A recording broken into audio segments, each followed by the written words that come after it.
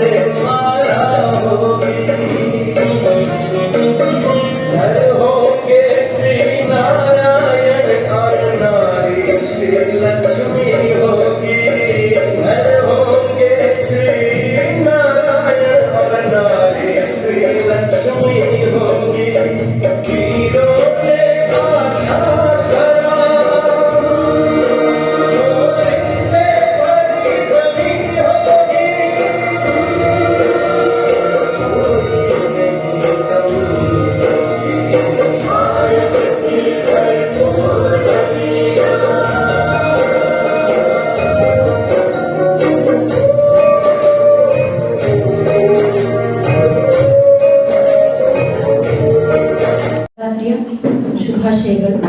ಈ ಕಾರ್ಯಕ್ರಮದ ಮುಖ್ಯ ಅತಿಥಿಯಾಗಿ ಆಗಮಿಸಿದಂತಹ ಸರ್ಕಾರಿ ಪ್ರಥಮ ದರ್ಜೆ ಕಾಲೇಜಿನ ಪ್ರಾಂಶುಪಾಲರಾದಂತಹ ವಿನಯ್ ಕುಮಾರ್ ಸರ್ ಅವರಿಗೆ ಹೃತ್ಪೂರ್ವಕವಾದ ಧನ್ಯವಾದಗಳನ್ನು ಅರ್ಪಿಸುತ್ತೇನೆ. ಹಾಗೆಯೇ ಮತ್ತೋರ್ವ ಅತಿಥಿಯಾದಂತಹ ಗ್ರಾಮ ಲೆಕ್ಕಾಧಿಕಾರಿಯಾದಂತಹ ಶ್ರೀಯುತ ಪ್ರಸನ್ನ ಸರ್ ಅವರಿಗೂ ಕೂಡ ಹೃತ್ಪೂರ್ವಕ ಧನ್ಯವಾದಗಳನ್ನ ಅರ್ಪಿಸುತ್ತೇನೆ. ಹಾಗೆಯೇ ಆರಕ್ಷಕ ಠಾಣೆಯ ಎಎಸ್ಸಿ ಆದಂತಹ ರಾಜೇಂದ್ರ ಸರ್ ಅವರಿಗೂ ಕೂಡ ಹೃತ್ಪೂರ್ವಕ ಧನ್ಯವಾದಗಳನ್ನ ಅರ್ಪಿಸುತ್ತೇನೆ. ಹಾಗೆಯೇ ವೆಂಕಟೇಶ್ ಅವರಿಗೂ ಕೂಡ ಆತ್ಮೀಯವಾದ ಧನ್ಯವಾದಗಳನ್ನ ಅರ್ಪಿಸುತ್ತೇನೆ. ಹಾಗೂ ಬ್ರಹ್ಮಕುಮಾರಿ ಸಂಸ್ಥೆಯ ಸಂಚಾಲಕರಾದಂತಹ ಲಕ್ಷ್ಮೀ ಅಕ್ಕವರಿಗೂ ಕೂಡ ಆತ್ಮೀಯವಾದ ಧನ್ಯವಾದಗಳನ್ನ ಅರ್ಪಿಸುತ್ತೇನೆ. ಮತ್ತೊಬ್ಬ ಅತಿಥಿಯಾದಂತಹ ಕಳಸ ಶಿರಸ್ತೆದಾರರಾದಂತಹ ಸುಧಾಕರ್ವರಿಗೂ ಕೂಡ ಆತ್ಮೀಯ ಧನ್ಯವಾದಗಳನ್ನ ಅರ್ಪಿಸುತ್ತೇನೆ. ಹಾಗೂ ಈ ಕಾರ್ಯಕ್ರಮಕ್ಕೆ ಆಗಮಿಸಿದಂತಹ ಎಲ್ಲ ಅಕ್ಕಂದಿರು ಅಣ್ಣಂದಿರಿಗೂ ಕೂಡ ಆತ್ಮೀಯವಾದ ಧನ್ಯವಾದಗಳನ್ನ ಅರ್ಪಿಸುತ್ತೇನೆ.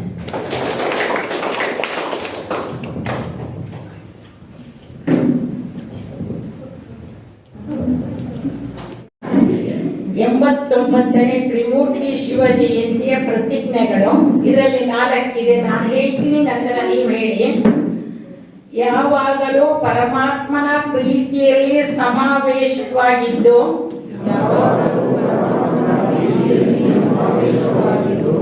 ಮನಜಿ ಜಗಜ್ಜೀತ್ ಆಗುತ್ತೇನೆ. ಎರಡನೇದು, ಸಾಕ್ಷಿ ಸ್ಥಿತಿಯ ಮೂಲಕ ಪ್ರತಿ ಪರಿಸ್ಥಿತಿಯಲ್ಲಿ ಸ್ಥಿರ ಹಾಗೂ ಅಚಲನಾಗಿರುತ್ತೇನೆ. ಮೂರನೇದು, ಅವಿನಾಶಿ ಪ್ರಾಪ್ತಿಗಳಿಂದ ಸಂಪನ್ನನಾಗಿ ಯಾವಾಗಲೂ ಸಂತುಷ್ಟನಾಗಿರುತ್ತೇನೆ ಮತ್ತು ಎಲ್ಲರನ್ನು ಸಂತುಷ್ಟರನ್ನಾಗಿ ಮಾಡುತ್ತೇನೆ. 4ನೇದು, ಪ್ರತಿಯೊಬ್ಬರೊಂದಿಗೆ ಮಧುರತೆಯಿಂದ ವ್ಯವಹಾರ ಮಾಡುತ್ತೇನೆ. ಗೌರವಯುತ ಮಾತುಗಳನ್ನಾಡುತ್ತೇನೆ. 5ನೇದು, ನಮ್ಮ ಸೂಕ್ಷ್ಮ ವೃತ್ತಿಗಳನ್ನು ಪವಿತ್ರಗೊಳಿಸಿ ವಾತಾವರಣವನ್ನ ಶಕ್ತಿಶಾಲಿಯನ್ನಾಗಿ ಮಾಡುತ್ತೇನೆ. ಈಗ ನಾವು 3 ಸಾರಿ ಓಂ ಶಾಂತಿ ಹೇಳೋಣ. ಓಂ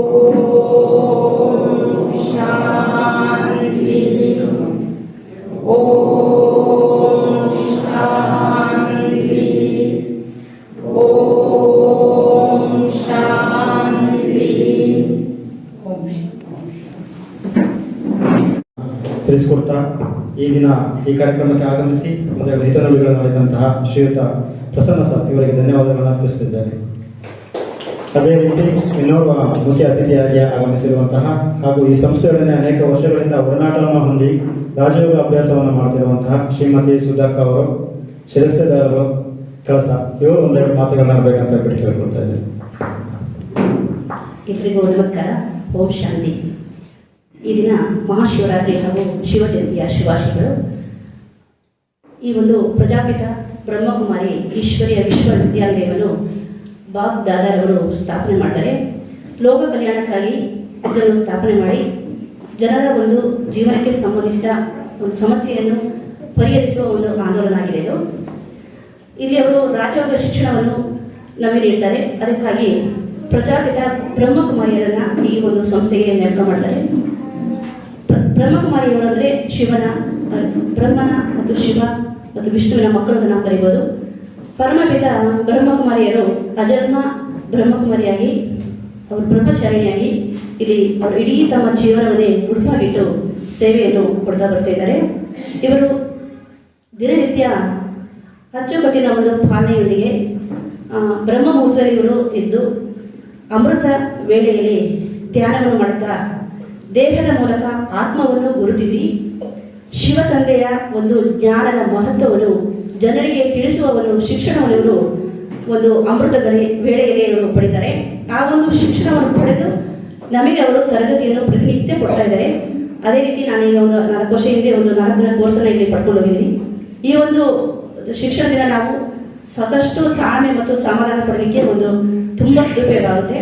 ಇದಲ್ಲದೆ ನಮ್ಮ ಎಲ್ಲ ಮುಂದಿನ ಈ ಪೀಳಿಗೆಯಲ್ಲಿ ನಾವು ಒಂದು ಉತ್ತಮ ಒಂದು ಜೀವನ ನಿರ್ವಹಣೆಗಾಗಿ ಈ ಒಂದು ಶಿಕ್ಷಣ ನಮಗೆ ತುಂಬ ಅಗತ್ಯತೆ ಇದೆ. ಇದು ಆಧ್ಯಾತ್ಮಿಕವಾದ ಒಂದು ಜ್ಞಾನವನ್ನು ಈ ಜ್ಞಾನ ದೇಗುಲದಿಂದ ನಾವು ಪಡೆಯಬಹುದಾಗಿದೆ.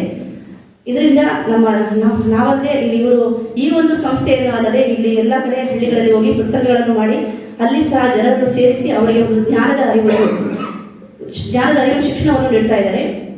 ಹಾಗೆ ಎಲ್ಲ ಇಲ್ಲಿ ನಮ್ಮ ದೇಶ ವಿದೇಶಗಳಲ್ಲೂ ಸಹ ಎಲ್ಲ ಕಡೆಯಲ್ಲೂ ಸಹ ಈ ಜ್ಞಾನ ಒಂದು ದೇವರ ಒಂದು ಕೇಂದ್ರವನ್ನು ಸ್ಥಾಪನೆ ಮಾಡಿದ್ದಾರೆ. ಇದಕ್ಕೆ ನಾವು ವಯಸ್ಸಿನ ಅಂತರವಿಲ್ಲ, ಯಾವಾಗ ಬೇಕಾದರೂ ಈ ಒಂದು ಸಂಸ್ಥೆಗೆ ನಾವು ಸೇರಿಕೊಂಡು ಜ್ಞಾನವನ್ನು ಪಡೆಯಬಹುದು. ಇಲ್ಲಿ ಜಾತಿ ಮತ ಭೇದ ಇಲ್ಲ, ಎಲ್ಲರಿಗೂ ಸಮಾನವಾಗಿ ಶಿಕ್ಷಣವನ್ನು ನೀಡ್ತಾ ಇದ್ದಾರೆ. ಇದರಿಂದ ನಾವು ಒಂದು ಉತ್ತಮ ಪ್ರಜೆಯಾಗಿ ಉತ್ತಮ ಒಂದು ಸಮಾಜವನ್ನು ನಿರ್ಮಾಣ ಮಾಡಬಹುದು. ಈ ಒಂದು ಜ್ಞಾನದ ಬಗ್ಗೆ ನಮ್ಮ ಸುತ್ತಮುತ್ತಲಿನ ಪರಿಸರದ ಬಗ್ಗೆ ಎಲ್ಲರೂ ತಿಳಿಸುತ್ತಾ ಆದಷ್ಟು ಹೆಚ್ಚಿನ ಸಂಖ್ಯೆಯಲ್ಲಿ ನಾವು ಇಲ್ಲಿ ಶಿಕ್ಷಣವನ್ನು ಪಡೆಯಲಿಕ್ಕೆ ಜನರಿಗೆ ತಿಳಿಸಬೇಕು. ಹೀಗೆ ಹೇಳ್ತಾ ನನ್ನ ಮಾತನಾಡಲು ಅವಕಾಶ ನೀಡಿರುವ ಧನ್ಯವಾದ. ನಮ್ಮೆಲ್ಲ ಉದ್ದೇಶಿಸಿ ಮಾತನಾಡಿದಂತಹ ಶ್ರೀಯುತ ವಿನಯ್ ಕುಮಾರ್ ಶೆಟ್ಟಿ ಸರ್, ಪ್ರಾಂಶುಪಾಲರು, ಪ್ರಥಮ ದರ್ಜೆ ಕಾಲೇಜು ಕಳಸ, ಇವರಿಗೆ ಧನ್ಯವಾದಗಳನ್ನು ತಿಳಿಸ್ತಾ ಇನ್ನೋರ್ವ ಮುಖ್ಯ ಅತಿಥಿಗಳಾಗಿ ಆಗಮಿಸಿರುವಂತಹ ಶ್ರೀಯುತ ರಾಜೇಂದ್ರ ಸರ್, ASI ಕೆಲಸ ಆದರ್ಶ ಘಟನೆ ಸರ್, ಅವರು ಒಂದೆರಡು ಮಾತುಗಳನ್ನ ಆಡಬೇಕಂತ ಕೇಳ್ತಿದ್ದಾರೆ.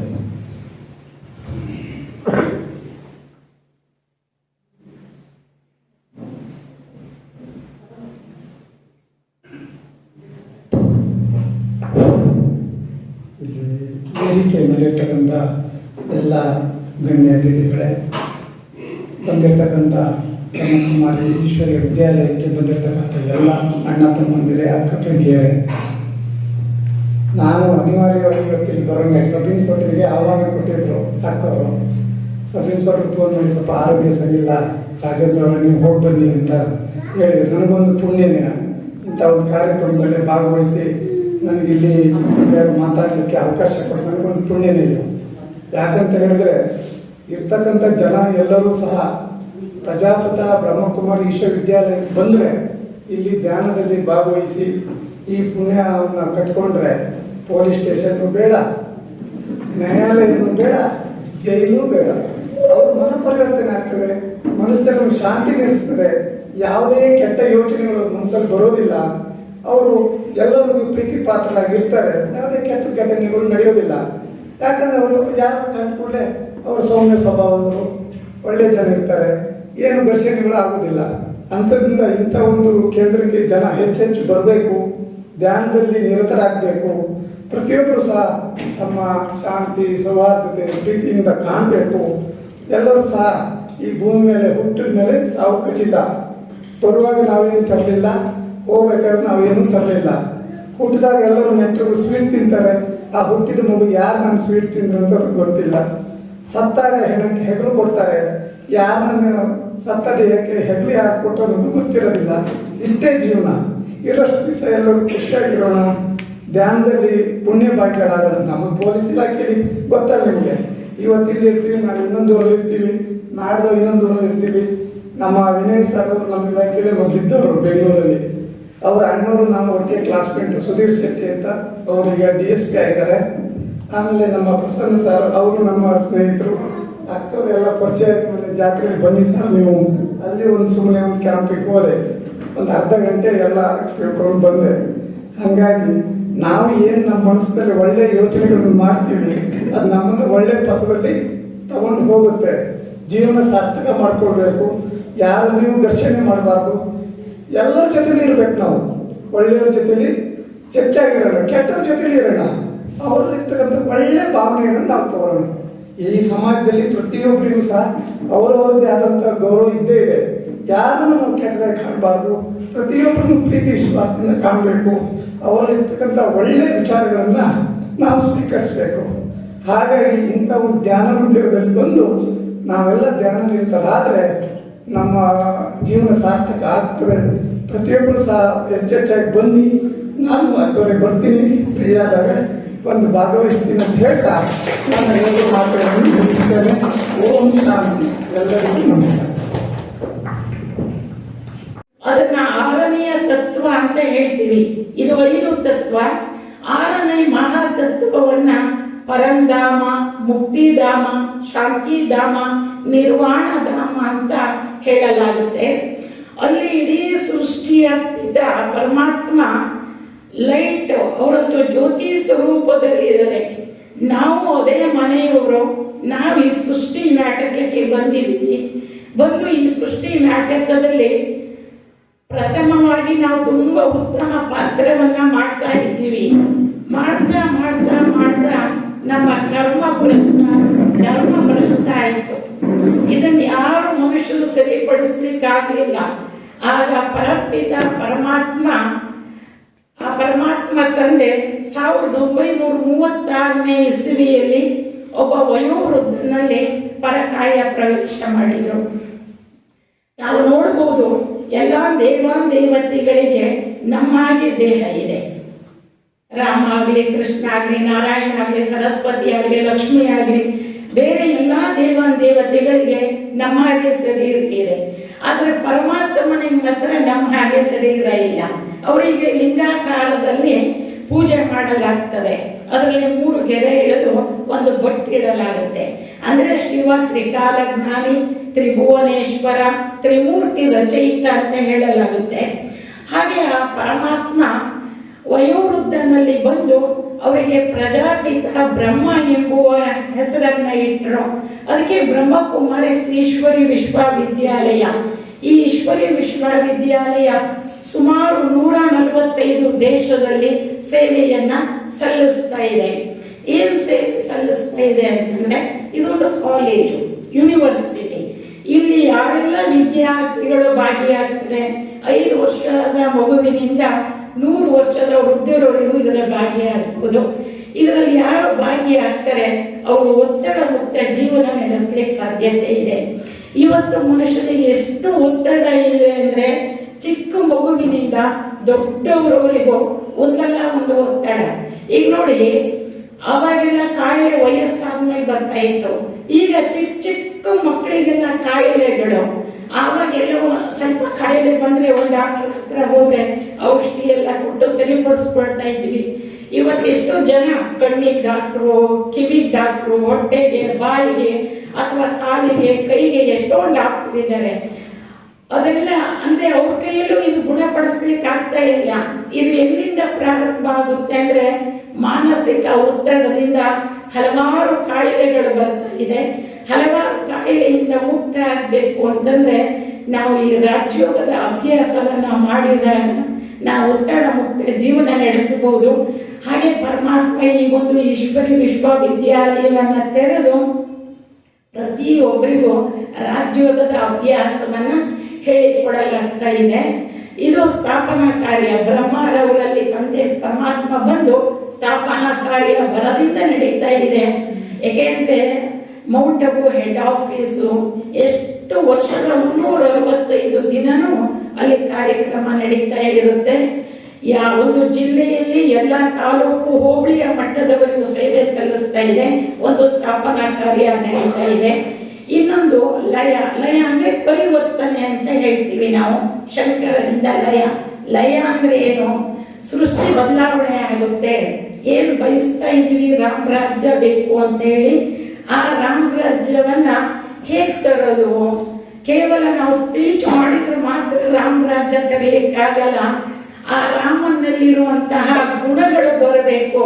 ಹಾಗೆ ಈಶ್ವರಿ ವಿಶ್ವವಿದ್ಯಾಲಯದಲ್ಲಿ ಮೌಲ್ಯದಿಂದ ಕೂಡಿರುವಂತಹ ಜೀವನವನ್ನ ನಡೆಸುವ ವಿಧಿವಿಧಾನವನ್ನ ಹೇಳ್ಕೊಡಲಾಗ್ತಾ ಇದೆ. ಇನ್ನು ಕೆಲವೇ ವರ್ಷದಲ್ಲಿ ಹಳೆ ಸೃಷ್ಟಿ ಬದಲಾವಣೆಯಾಗಿ ಹೊಸ ಸೃಷ್ಟಿ ಬರಲಿದೆ. ಅದನ್ನ ರಾಮ ರಾಜ್ಯ ಅಥವಾ ಲಕ್ಷ್ಮೀನಾರಾಯಣ ರಾಜ್ಯ ಅಂತ ಹೇಳಲಾಗ್ತದೆ. ಅದಕ್ಕೆ ಶಂಕರನಿಂದ ಪರಿವರ್ತನೆ. ಇನ್ನು ವಿಷ್ಣು ಅಥವಾ ನಾರಾಯಣ, ಲಕ್ಷ್ಮೀನಾರಾಯಣ ಅಥವಾ ಚತುರ್ಭುಜ ವಿಷ್ಣು ಅವರಿಂದ ಪಾಲನೆ ಮಾಡಲಾಗುತ್ತೆ.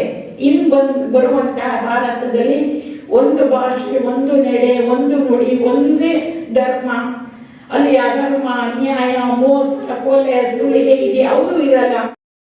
ಧನ್ಯವಾದಗಳು. ಮುಂದಿನ ವಿಡಿಯೋದಲ್ಲಿ ಸಿಗೋಣ. ಕ್ಷಣ ಕ್ಷಣದ ಸುದ್ದಿಗಾಗಿ ವೀಕ್ಷಿಸಿ ನ್ಯೂಸ್ ಕರ್ನಾಟಕ, ಸದಾ ನಿಮ್ಮ ಜೊತೆ.